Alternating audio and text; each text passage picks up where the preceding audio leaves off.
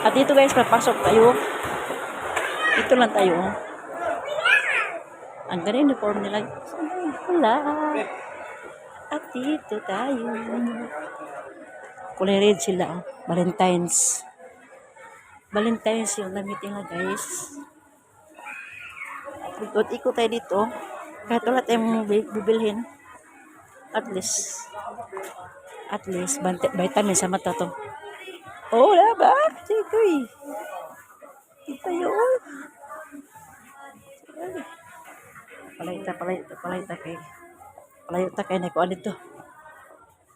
Dito tayo. Huh? Ganda. Oh, dito tayo ikot sa sa malayo. Kahit saan napunta.